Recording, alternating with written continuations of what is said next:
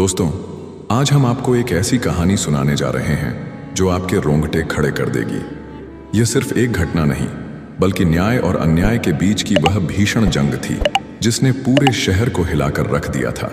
एक ऐसा केस जिसे मीडिया ने राष्ट्रीय बहस का मुद्दा बना दिया। तो क्या हुआ जब एक कैबिनेट मंत्री के बिगड़ैल बेटे का सामना एक निडर और बेखौफ डीएसपी मैडम से हुआ? जानने के लिए बने रहिए हमारे साथ, क्योंकि यह कहानी सिर्फ एक सबक नहीं बल्कि एक क्रांति है। कहानी शुरू होती है एक उमस भरी दोपहर में, शहर के सबसे पुराने और चहल पहल वाले घड़ी चौक में। यह बाजार अपनी संकरी गलियों, पुरानी दुकानों और ग्राहकों की भीड़ के लिए जाना जाता था। हर तरफ मोल भाव, हंसी ठिठोली और सामान बेचने वालों की आवाज़ें गूंज रही थीं। ठीक तभी बाजार की मुख्य सड़क पर एक चमचमाती लग्जरी स्पोर्ट्स कार, लाल रंग की फेरारी, अचानक आकर रुक जाती है। उसके रुकने से बाजार में पहले से लगी जाम और बढ़ जाती है। लोगों की भौहें तन जाती हैं। कार का दरवाज़ा धड़ाम से खुलता है और एक युवा लड़का लड़खड़ाता हुआ बाहर निकलता है। उसकी चाल में बेफिक्री और आंखों में नशे की खुमारी साफ झलक रही थी। यह था राहुल कुमार, शहर के प्रभावशाली कैबिनेट मंत्री श्री महेंद्र कुमार का इकलौता बेटा। राहुल हमेशा से अपने पिता की राजनीतिक पहुंच और पैसों की गर्मी का फायदा उठाता आया था। शहर में उसे छोटे मालिक कहकर पुकारा जाता था और उसके हर गलत काम पर पर्दा डालने के लिए मंत्रियों और अफसरों की फौज खड़ी रहती थी। आज भी वह दोस्तों के साथ एक पार्टी से लौटा था और शराब के नशे में धुत था। राहुल ने आते ही सड़क किनारे बैठे एक बुजुर्ग सब्जी वाले की दुकान पर अपनी तेज नजर डाली।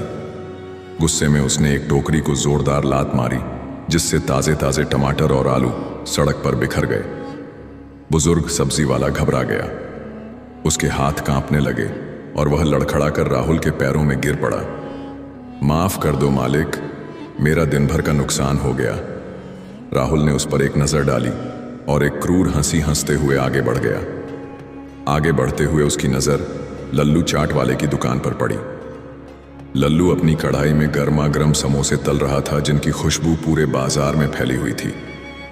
राहुल ने दुकान के अंदर घुसकर बिना पूछे एक बड़ा गुलाब जामुन उठाया और उसे मुंह में ठूंस लिया। जब लल्लू ने हिम्मत करके कहा, साहब पैसे तो दे दीजिए, तो राहुल ने उसे धक्का दिया। लल्लू जमीन पर गिर पड़ा और उसकी कढ़ाई का तेल छलक गया। आसपास खड़े लोग सहम गए। कोई भी आवाज उठाने की हिम्मत नहीं कर रहा था, क्योंकि मंत्री के बेटे से पंगा लेने का मतलब था अपने लिए मुसीबत को दावत देना। बाजार में अफरा तफरी का माहौल था, लेकिन डर इतना था कि लोग चुपचाप तमाशा देख रहे थे। इसी समय बाजार से थोड़ी दूरी पर एक और गाड़ी आकर रुकी। यह थी डीएसपी दिव्या शर्मा की सरकारी जीप। दिव्या शर्मा एक बेहद ही तेज तर्रार, निडर और ईमानदार पुलिस अधिकारी थी। अपनी कड़ी मेहनत, निष्ठा और भ्रष्टाचार के खिलाफ जीरो टॉलरेंस की नीति के लिए वह पूरे पुलिस विभाग में जानी जाती थी।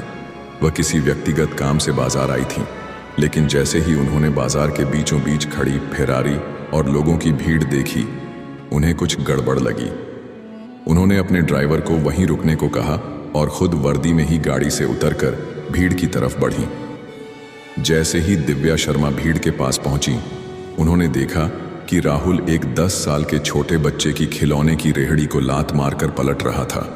सारे रंगीन खिलौने सड़क पर बिखर गए और बच्चा बिलख बिलख कर रोने लगा।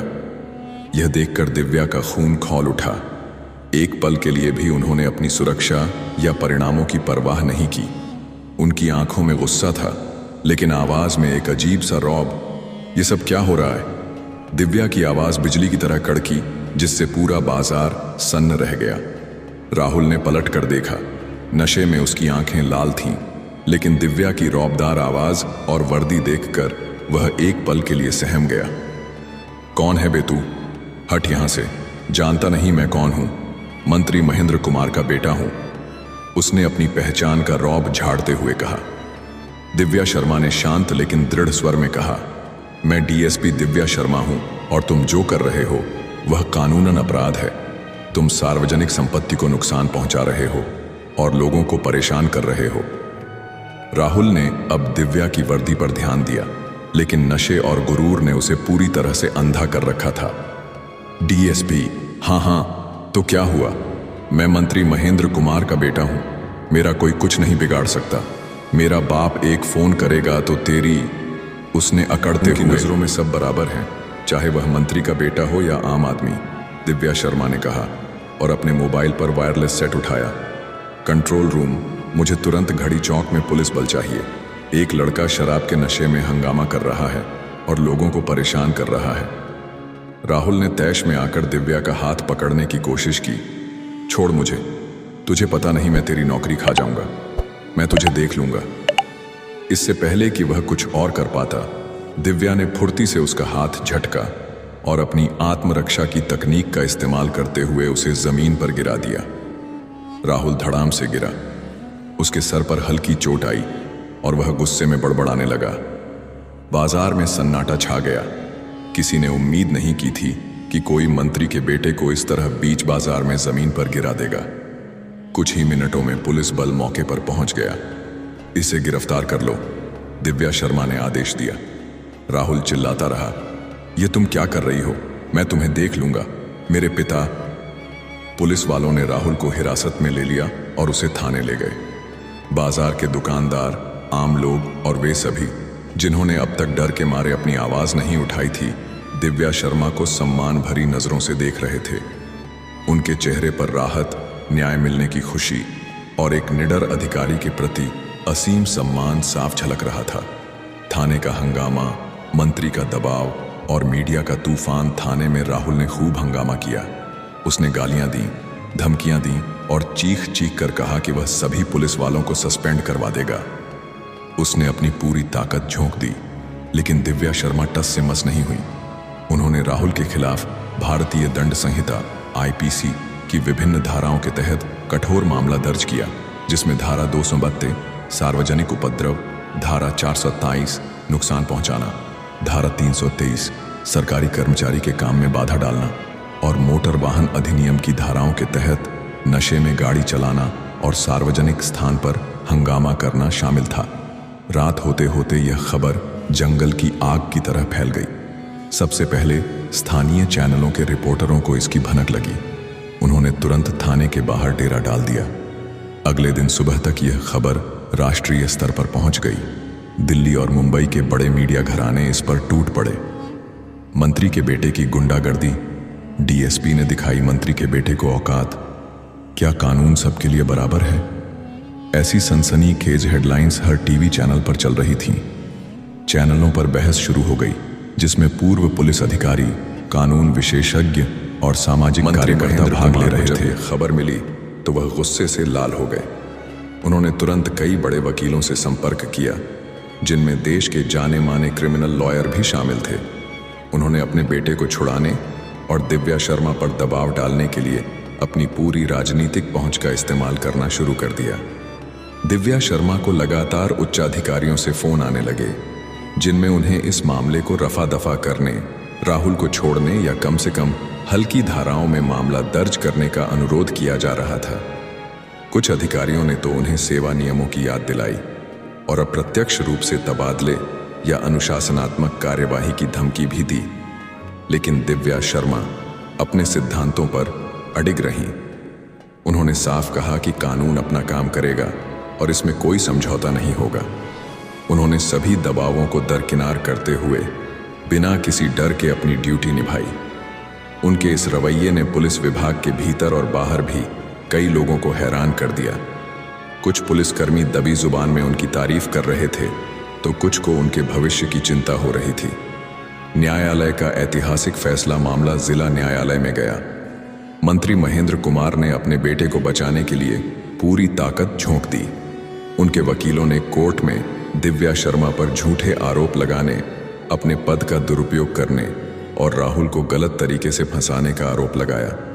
उन्होंने यह भी तर्क दिया कि राहुल को केवल मामूली चोटें आई थीं और वह नशे में नहीं था, बल्कि कुछ लोगों ने उसे उकसाया था। लेकिन दिव्या शर्मा के पास पुख्ता सबूत थे। बाजार में लगे सीसीटीवी कैमरों के फुटेज, जिनमें राहुल की सारी करतूत साफ साफ कैद थी, प्रमुख सबूत के तौर पर पेश किए गए।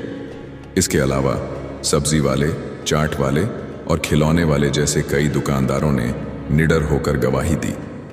राहुल के मेडिकल टेस्ट की रिपोर्ट भी कोर्ट में पेश की गई, जिसमें उसके शरीर में अल्कोहल की अत्यधिक मात्रा की पुष्टि हुई थी। मीडिया ने भी इस मामले को लगातार कवर किया। हर दिन टीवी पर इस केस से जुड़ी नई जानकारी आती थी। चैनल कोर्ट रूम की रिपोर्टिंग कर रहे थे और जनता की राय ले रहे थे। जनता का समर्थन दिव्या शर्मा के साथ था। सोशल मीडिया पर भी दिव्या शर्मा के साहस की खूब तारीफ हो रही थी। सैल्यूट डीएसपी दिव्या शर्मा और जस्टिस फॉर कॉमन मैन जैसे हैशटैग टॉप ट्रेंडिंग में थे। लोगों ने रैलियां निकाली और दिव्या शर्मा के समर्थन में नारे लगाए। ये सिर्फ एक कानूनी लड़ाई नहीं, बल्कि जनता बनाम सत्ता की लड़ाई बन गई थी। कई हफ्तों तक यह मुकदमा चला। कोर्ट में घमाघमी का माहौल था। बचाव पक्ष के वकील अपनी पूरी कोशिश कर रहे थे, लेकिन दिव्या शर्मा और सरकारी वकील ने हर चुनौती का डटकर सामना किया। अंत में सभी सबूतों और गवाहियों को देखते हुए अदालत ने ऐतिहासिक फैसला सुनाया। माननीय न्यायाधीश ने राहुल कुमार को दोषी ठहराया। उसे सार्वजनिक संपत्ति को नुकसान पहुंचाने, नशे में हंगामा करने और सरकारी कर्मचारी के काम में बाधा डालने के लिए 1 साल की कठोर कारावास की सजा सुनाई गई और भारी जुर्माना भी लगाया गया।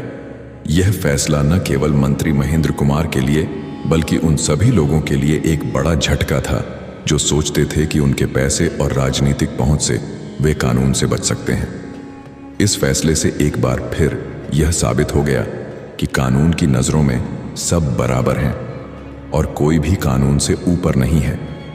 दिव्या शर्मा ने न केवल एक मंत्री के बिगड़ैल बेटे को सबक सिखाया, बल्कि पूरे समाज को यह संदेश दिया कि ईमानदारी, कर्तव्यनिष्ठा और साहस हमेशा जीतता है। इस घटना ने दिव्या शर्मा को एक राष्ट्रीय हीरो बना दिया। उन्हें न केवल जनता का प्यार मिला, बल्कि उनकी बहादुरी के लिए कई पुरस्कारों से भी नवाजा गया। यह कहानी आज भी उस शहर में न्याय और साहस की मिसाल के तौर पर सुनाई जाती है। यह कहानी हमें सिखाती है कि चाहे कोई कितना भी शक्तिशाली क्यों ना हो, कानून का सम्मान और उसका पालन करना सभी के लिए अनिवार्य है। एक अकेले व्यक्ति का साहस पूरे सिस्टम को जगा सकता है। तो दोस्तों, आपको यह कहानी कैसी लगी? अगर अच्छी लगी हो तो प्लीज हमें बताएं, ताकि हमारा हौसला और भी बढ़ता रहे। धन्यवाद।